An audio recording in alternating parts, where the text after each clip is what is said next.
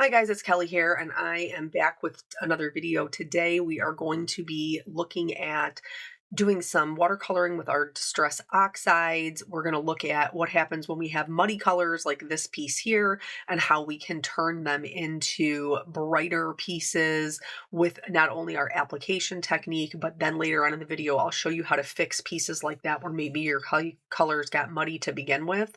That card right there is the same one. So we're going to start by making the muddy colors. So first things first is sometimes your application. I love to do a little bit of like dipping my watercolor cardstock into my colors.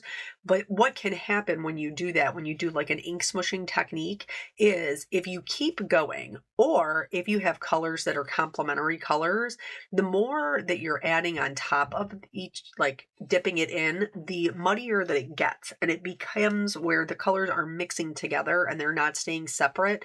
And so they're not staying vibrant. So here, I'm just going to take a second and dry this down so you can see what it looks like. And you can see, especially down in that like bottom and then the left-hand side, lots and lots of kind of like brown muddiness there. So how can we fix that? First and foremost, the easiest way to do that is to change your technique. So how we're gonna use the same colors. I'm using wilted violet, picked raspberry, mustard seed, and peacock feathers. And so the first way, we kind of like smush it down onto our glass mat and then picked it up that way. This time around, we're going to wet our whole paper. I'm using a 1-inch flat brush, but you could also just use a water bottle and just spray it down. And then from here, I'm going to think about my color placement. So I do like to work in threes. So I put down the peacock feathers, and then I'm going to put colors next to it that I know will work well together. So the peacock feathers is going to work well with the yellow because when they mix, they'll make green. The pink is going to work well with the yellow because when they mix, they'll make orange. Now you'll see that even though purple and yellow are complementary colors, and pink and it's actually lime green, but anyway, yellow green, even though they're complementary colors, what you don't see me doing here is mixing them. I'm putting them down and then I'm just leaving them to let the water do the work. This will allow them to kind of blend on their own right at the edges, and it's not going to be me mixing them up and creating kind of like those muddy colors where the two complementary colors mix together. So even though we are using the same colors, we are paying attention again to where they sit next to each other. And, sometimes you might need a buffer color, which is fine. So if like you have a purple and a yellow next to each other, put a pink in between it. That's a buffer color. That's going to work really well. A teal and a pink might not work the best next to each other. Put a purple in between it. That will act as a buffer color. So don't be afraid. Here, I'm just showing you how I'm going to make a mess because I didn't want to clean up my colors. So I went to go stamp this. I like treated with my anti-static tool, and then I went to go stamp it with my Brilliant White pigment ink because I wanted to heat emboss them. And then you can watch me absolutely flip this cup over and make a total disaster. So anywho, I had to clean up that. I should have just done it from the beginning, but I was trying to salvage the color that I already had there because I'm a cheap chicken. You guys know that.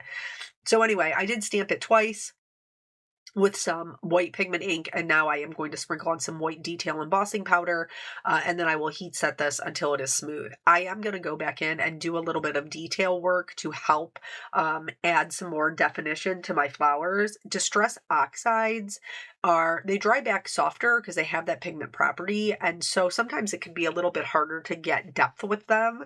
But that doesn't mean that you can't at all. It just means that you have to readjust your expectations because they don't necessarily perform the same way as Distress inks do, or other dye inks, or even regular watercolors.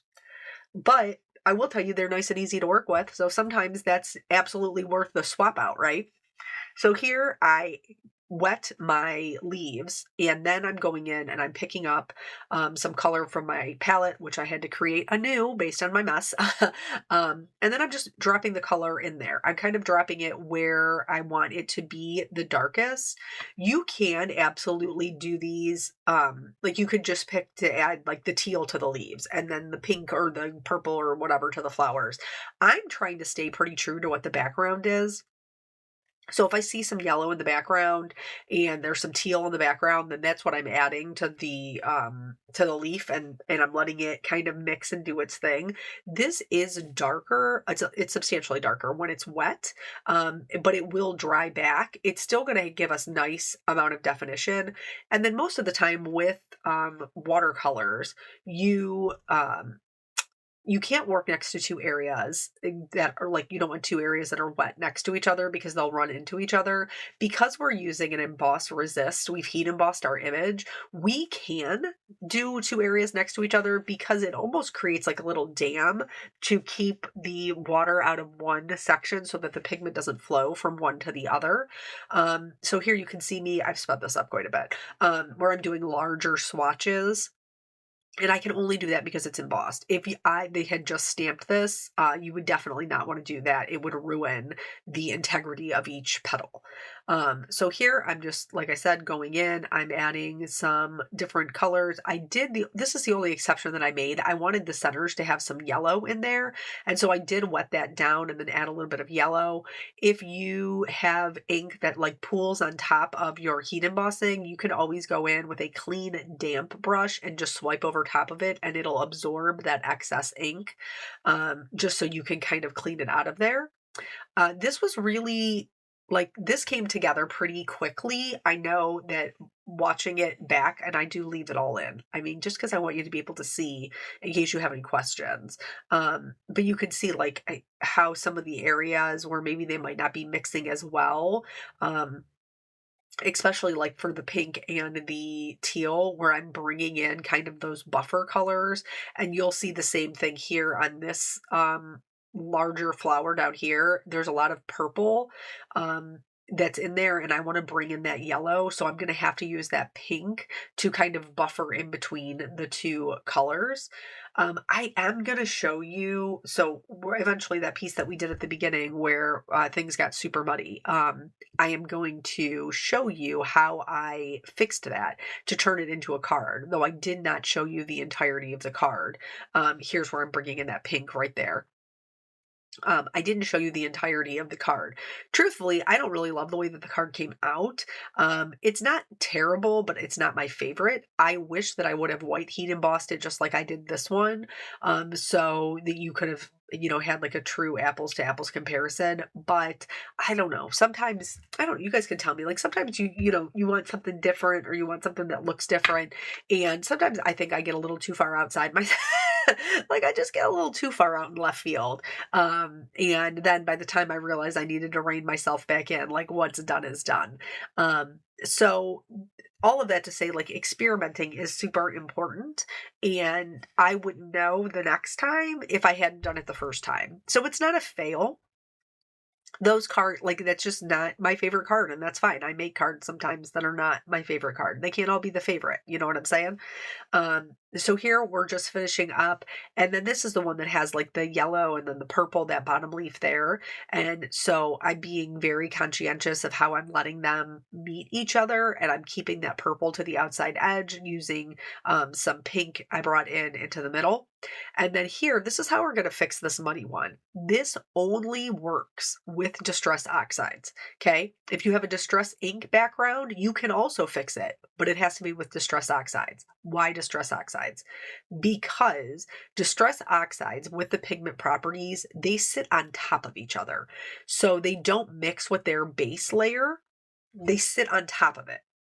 So here, how I'm going to fix it is I'm going to add the colors right over top of the most dominant color on the bottom. So purple and then pink, and then, but see, remember, I'm applying them in the same way that we talked about next to colors that I know will work well. So I'm using the yellow next to the pink next to the purple, and then the yellow next to the teal. I am going to kind of mix up the teal a little bit.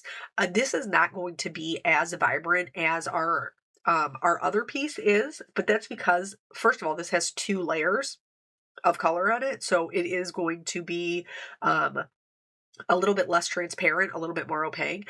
But then also it does have that kind of muddier base underneath it. And while the oxides with the pigment properties will sit on top of each other, they are not completely opaque. They're not acrylic paints. So, um, you will be able to see a little bit of that base kind of showing through the bottom. And I'm being very careful not to kind of overwork it.